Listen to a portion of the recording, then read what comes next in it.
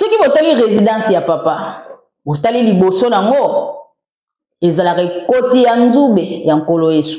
Et si na lobela yango na explica yango makasi na émission nanga. Émission moko na salaka eza. Soki botali liboso nango ndenge ezalaka banzete wana. Ndenge ezaka rondre wana eza koti ya nzube oyo nkolo Yesu alataka.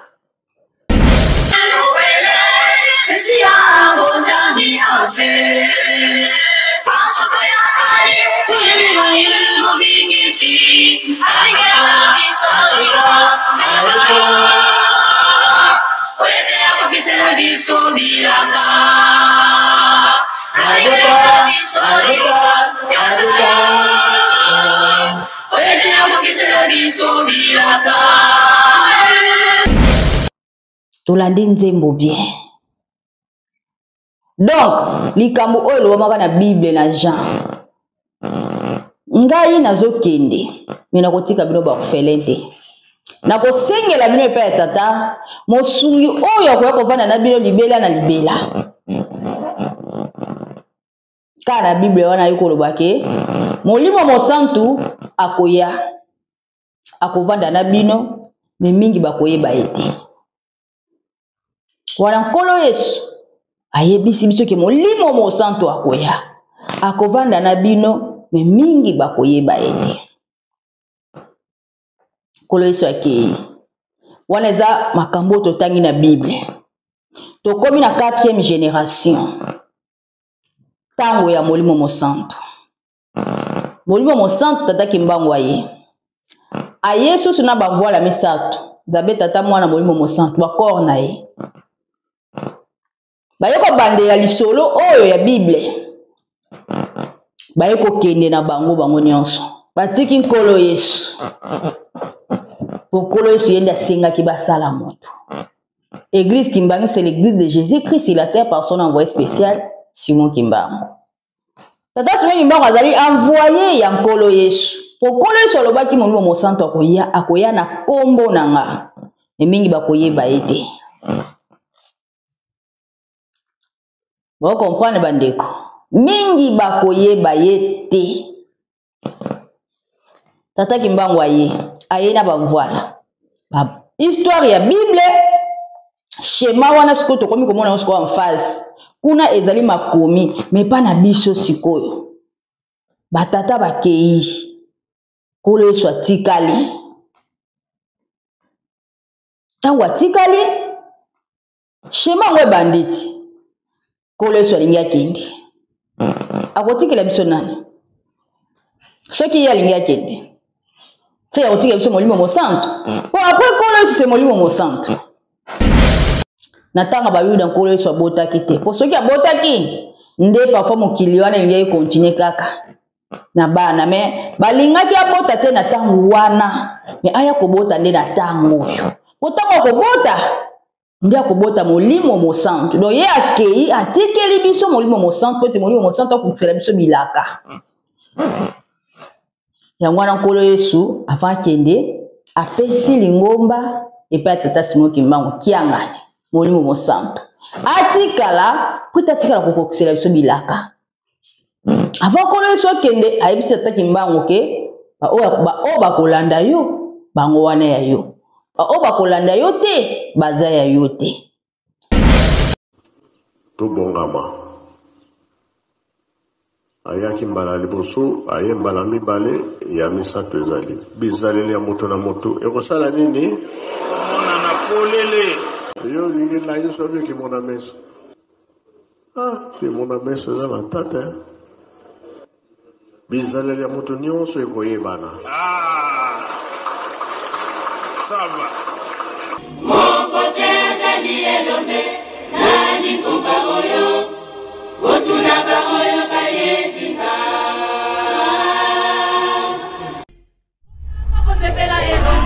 Otala mabota bamoya awa koluka ngai nzambe Baiki bangu na longi mokili Yemo ebele minemo banda Baiki bangu na longi mokili Oyanga bosepela elongo nanga Baiki bangu na longi mokili Otika mikumba ya mino banda Okombo ya tata mwana pe tata monimo mo santo.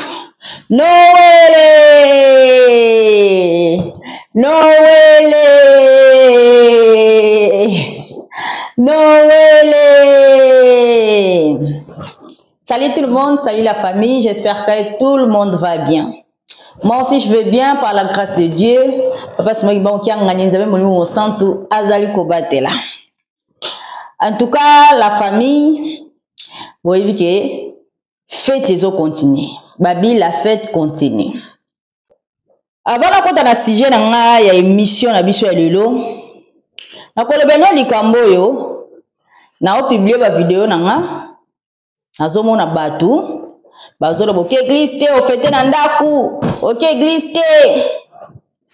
Yango na yina loba lisusu pour la dernière fois na olobela ka ngo lisute. Ça c'est pour la dernière fois. Nazolo bela likambo. Oya oyoka yoki oyoka na epete. Bo continuer ko loba. Ponga bilobela bato lobela ngelote. Ngane na zaboy. So botali chemise nanga o bakoma ngona portugais. Tema caméra eza na nenga liboso ezomona na eza ko baluka. Mais na lata ngo année passée 2024 na kati ya Luanda. Na lata chemise nanga o. Donc, le 25 mai, kaka o nga na ki église te, eza kaka o yoka ya 2025. Mais na fêté. Pourquoi nga na ki église te? Po batu yoroba kaka okenda ya ki église totala, ya ki église totala yo. Nga soki papa di ngenda te. Ndenga na yaka de église. Ndenga tala esko bongi bo simbela nga bo bomela nga bo sasanga mike mike. Pourquoi papa di ngenda ye moko na kati ya Luanda avant nga na yaboy. Papa Diangenda, izaka dimanche, un certain dimanche. Nazo bonga mana kende église.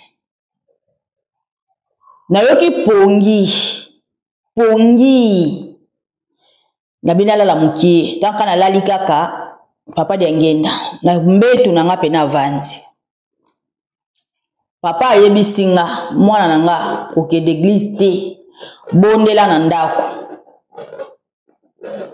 Kokende église te obondela na ndako zwa temps ya kobondela na ndako na lamuki na sutuki bonabi papa Diangenda alo bananga na kende église te na zwa temps ya kobondela na ndako olikambo ne te na ndemi yango te na boya kango abina bonga mana kende mba moko pongi ye lisu ya makasi nabi pongi lisusu rote comme de 9h on a la kata 30 minutes na lali papa Diangenda ye lisusu pour la deuxième fois. Ayebisi ngai na kende église te na bondela na ndako. Oh mission na nga naza nango eza makasi mingi. Batu ba comprendre nga sikote. Il faut na bondela na ndako timo kile ko comprendre mission o ya pesinga sima nango na ko bana nga libre na ndokela nga église. Ndela vanda. Nga so papa Diangenda bina nga kaka ke na ke église. Bino boye banga te nga boka boye bokumona komona nga te fubutu na komona ngeza balenda nga na lenda nga na koya na église poka ka papa abisa nga na kende te soki papa Diangenda abisa nga te na nga la tala sika boko sasela nga siko na kati église to ka to yeba soki église yango ekoma dimanche yango ekoma ya bakuluna to eza église ya Nzambe.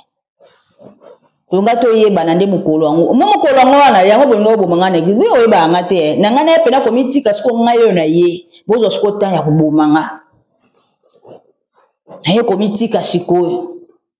Bino pela boa bino ko na ebite Siko ngande na zaboye na ke église te. Mais na sali ba prière na nga et puis na sali gâteau. Na maboko na nga na sali gâteau na nga. Ba image yango na cheli bino. Gâteau la sombi ba bougie o ya 109 ya tata dialonga na fumu Yesu. Siko bino batu boke église. Nani asali gâteau atie na ba bougie à 109 ya papa dialonga. Azate de bino nyoso bozana bozate mutu moko te asali gâteau eke esali 109 ya papa dialonga na otie pena ba bougie 109 ya papa dialonga. azate ti botia minoko wana azate minga na sali gato yango nasaleli papa nanga gato ndenga za boy alie gato o na molimo papa yango na 109 na bougie na pelisaki gato yango na 109 ya papa nani asali yango nasali yango na maboko na volonté na bolingo nyonso nasali mpo na papa mosusu yango crème nasali na bolingo nyonso mpo na papa nani asali azate alors bolobaka trop te bolobaka te pardon nga leki bio na pouvoir atande naza na ndako boye nasali ya malonga ndela boye nazo regrette kutu soki ezalaki bisika oke ba clochard bazar nalingana bima na kati nalingana soba na basana mike na kati gato na somi na ba jus na kabeli bato zaki na Congo nalingana kaba penza na lati vert blanc na nga na koti bisika na ke na kabi na kabeli bato maboma na kabeli bato balala libanda na kabeli bato bazana pasi na kabeli bato basenga libanda na kabeli bango na kabi gato na kabiji na kabi gato na kabiji nani osala azate mais ko nga na raisonner ngabi aya awa pena moi yango 2 jours autant kana zo biba elo na osalaka so na monika mutu asengi mbongo fona pesa so na monika mutu avanzika asengi mbongo fona pesa mikolo nyonso na koma bongo nakoma ko pesa pona nini hebite mona opimela boy kolo espenga pe na pimela apete vi nanga déjà depuis kala na sunga bato nakaba na ngai alors bozwa kimia ngani naza bono salaka onzamba lingi c'est tout papa ko pekisa ngani église te poso na nini apekisi nga pona mokili ne comprendre mission na ngate ta mokili ko comprendre esili na ozongela langa na osala mission ya nzambe fona sala oya lobby il faut na tosa alors bino batu oloba lobebele na oyokela bino mapo boza ba bébé spirituel na spiritualité bozate motema no ezana no mbindo mais ato okende église ozo changer te yo ozo kende koyoka mateya ozo mateya mikolo nyonso mais ceci no ezani na mona ekalelo na boma e so mateya ozo kotia ngo wapi seke boza bato bobondela te boza ba hypocrite bobondela te et puis bozola pe aya na église totala ye akomona oto sala ye sikubo yebisanga wona eza église to eza bisika ba rebelle ça n'a pas de sens bokenda kobondela te bozozwa mateya mikolo nyonso bozobongwana te yango nzambe pe akomobimisa bino na bampoasa nzambe akomobimisa bato nyonso na mpoasa nenga badi na famille na isuka tia kokota na bandako na biso nyonso bino nyonso wana bozomona kelingomba ngo lokola ya bino bozana misala mabe bozana kindoki bozana makambo ya mabe boliaka bato boyibaka bozana misala ya somo bato ya soloka mais okovanda boyaka église batala yo mibeko nga na tosaka yo kutotosa yango te ata mokie te otosa yango te wa mama na moto na soloka mais yake église batala lokwa lingomba ngo donc ya bino ko ngako muna vanzi na osala musala ya makasi na opesa tata maboko na ndenge moko ya jete po onga na sala oyo soki ezaki bino ka boko ko sala ngote o neti pona bino boko ka koloba te boko ka te bobanga alors musala na ngate meza makasi botika kana tambwisa manango ya na moko nzamene azo tambwisa botika bilobela s'il vous plaît. Bana tata nanga à la santé. Voilà. Joyeux Noël à tout le monde. Joyeux Noël. Tout le monde est-ce qu'on a sujet na biso. Bande kolanga to fêter Noël na biso kitoko makasi. Mais to robeta lisolo muke ya papa dia lungana. Na koti na sujet ya lisolo ya papa dia lungana parti ya nzembo. Nzembo moko ya ibana chiteki bayembi. Na tia nzembo wana to partager ce que réflexion na bandeko o ba olandanga.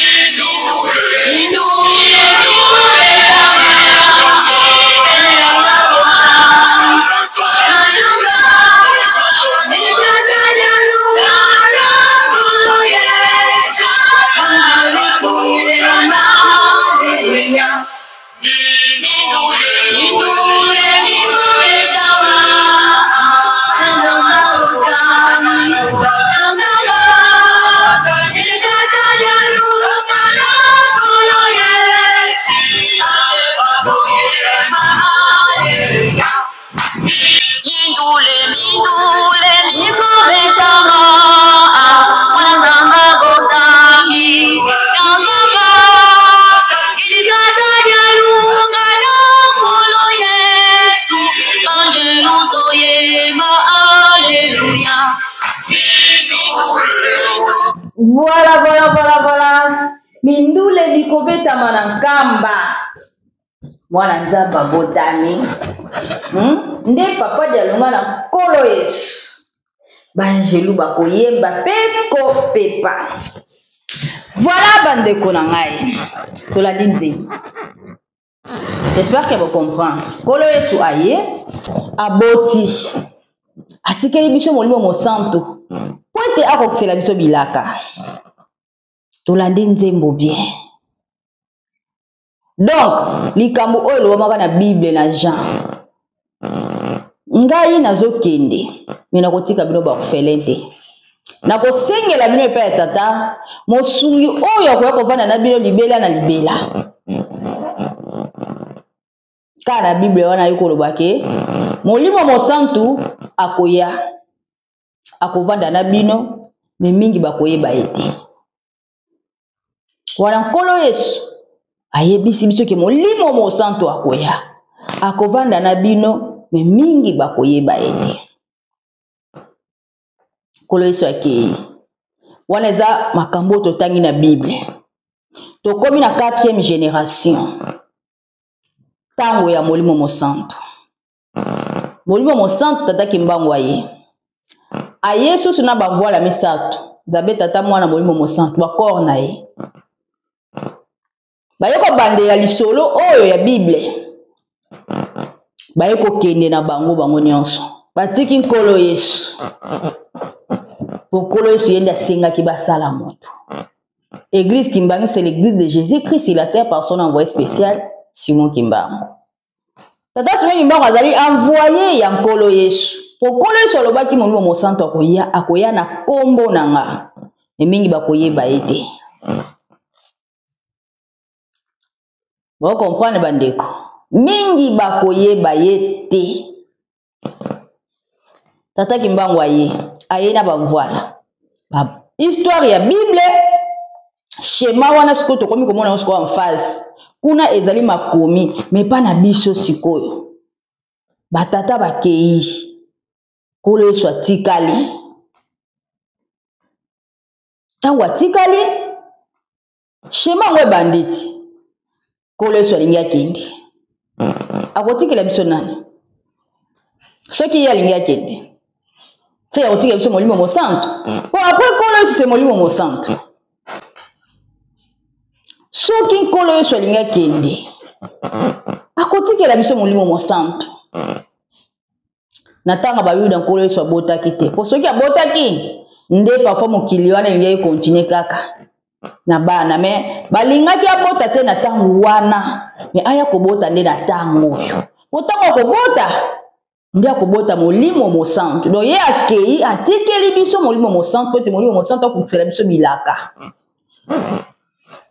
yango wana nkolo Yesu avant akende apesi lingomba epai ya tata Simon Kimbangu kiangani molimo mosantu atikala kuta atikala kokokisela biso bilaka avant nkolo Yesu akende ayebisi tata Kimbangu ke oyo bakolanda yo bango wana ya yo oyo bakolanda yo te baza ya yo te donc nkolo Yesu aza bolingo yaya na biso yende alukaka basala biso na elilingi na bango tango bayi na 4e génération nkolo Yesu haikotikala molimo mosantu avandi na biso nkolo Yesu andima konyokama mpona biso abakai na ekuluzu ayepe avandi na biso donc azaki rejeté papa de lunga azaki rejeté na bato kochola ye kofinga ye bitanga soyi kofinga ye mwana mboka tanga te kochola ye donc bato pena batia ye kate azalaki rejeté mais nkolo Yesu soki aye ayaka na kombo ya molimo mosantu pote na tango wana na Bible éternel c'est tata Kimbangu yango omonaka na Bible ezalaka nkolo Yesu na molimo mosantu pendi toza nkolo Yesu na molimo mosantu bazalaka bongo éternel c'est tata Kimbangu po tata Kimbangu yende aza tous les 3 corps wana trinité na bazalaka kati na ye donc soki ye teke nzambe tata mwana molimo mosantu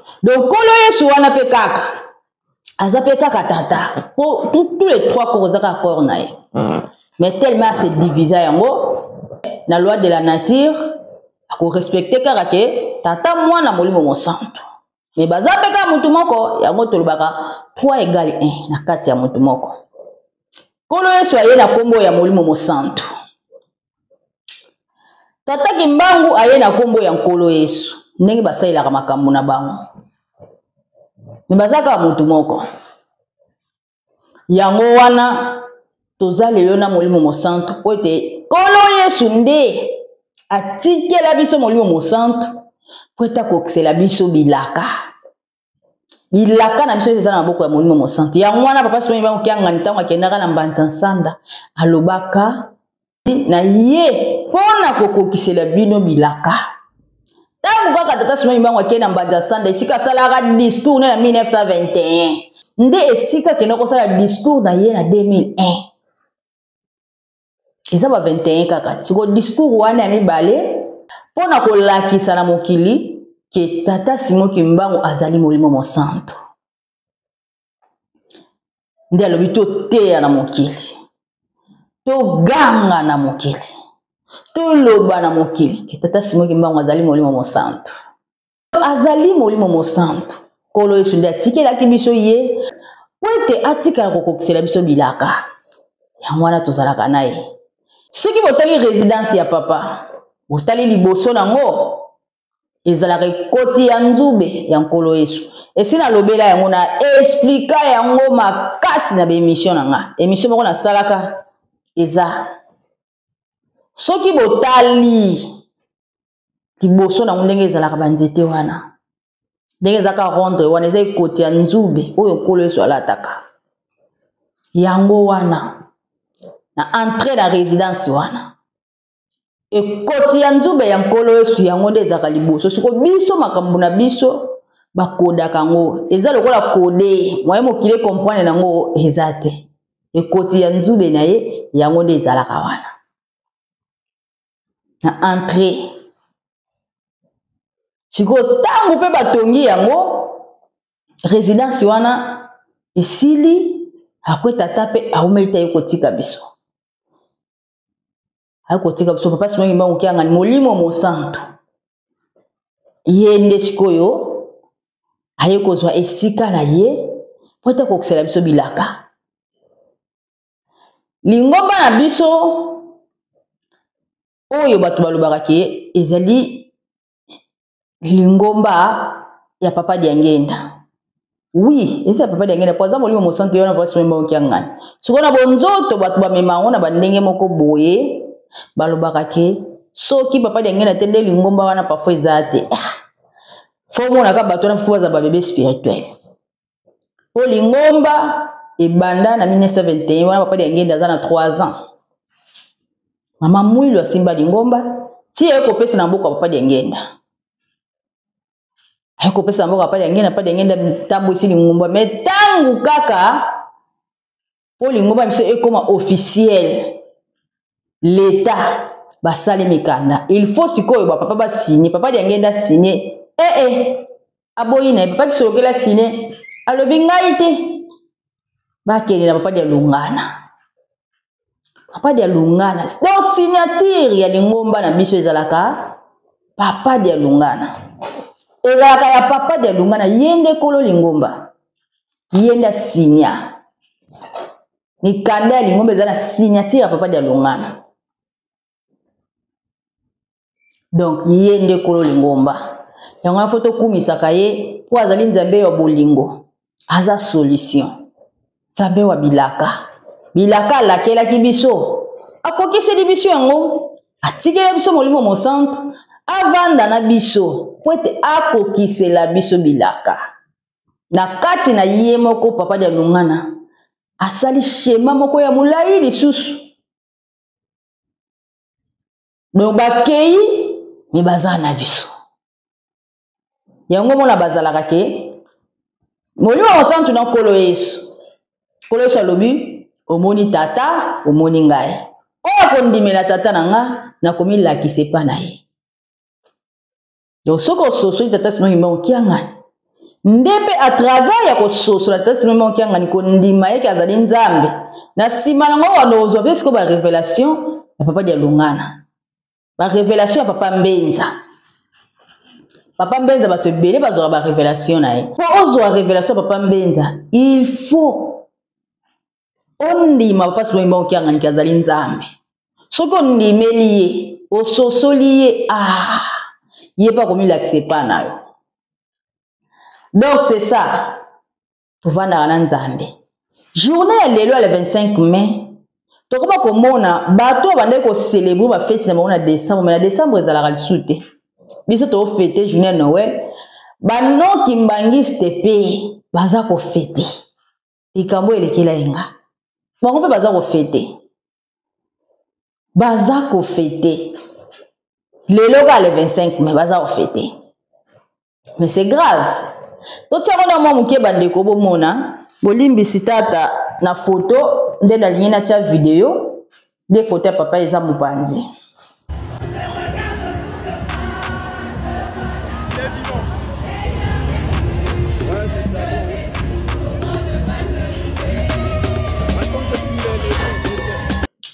voilà baza ko célébrer bandeko nanga donc tokomi ka date ngo juste boye ndeni bango baba noki mbangiste donc nzambe asala mamune bongo siko fallait pe bango ba comprendre comment toyeko tombeka na date oyo bakimbangiste bafetaka déjà Noël depuis kala mais ososoliza na mokie pa bato bazo comprendre na bango te bango bazo mona ngo ka bazo sala eloko moko kaka bakumisa bango ka Jésus na bango o ba mesana.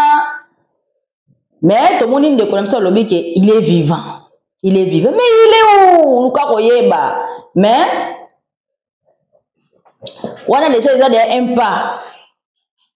Moto mwindu akomi ko lamuka. Moto mwindu akomi ko sosola.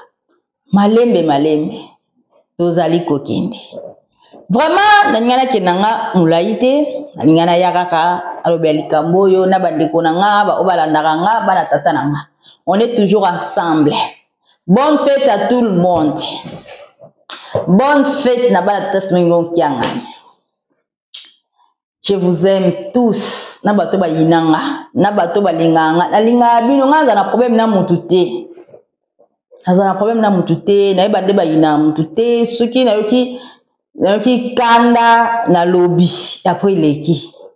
Azana kanda mutu te, mbele bakangela mutu kanda te, na zaka ennemi ya mutu te. Mais na evitaka ne bato. Pona bezala te.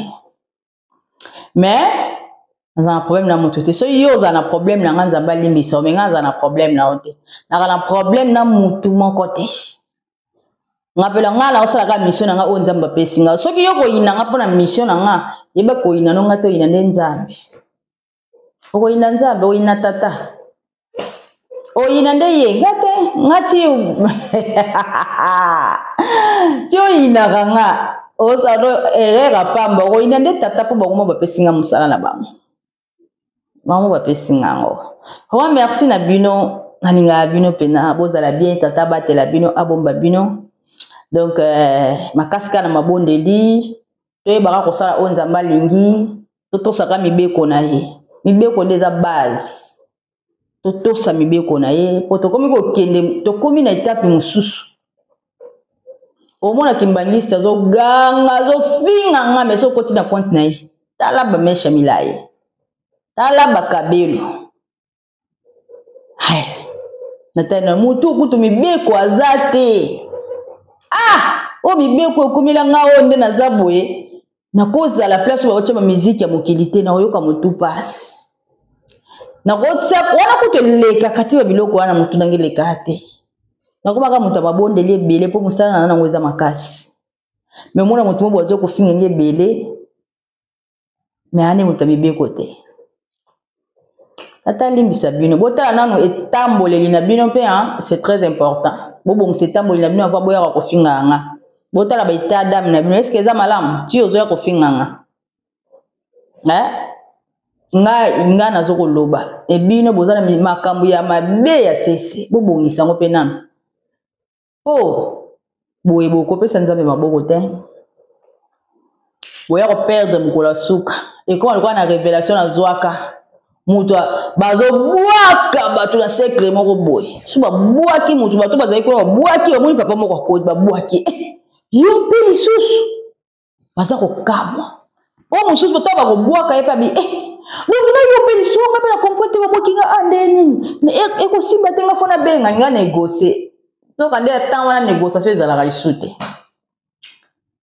donc bongisa nzela na yo ndeko nanga bongisa nzela na yo sentiment ko saute bongisa nzela na yo tio zo ko finga fota la itadam na yo est-ce que za propre na miso nzambe faut talaka faut kanisa wana c'est très important. Merci beaucoup tumani à la prochaine bye.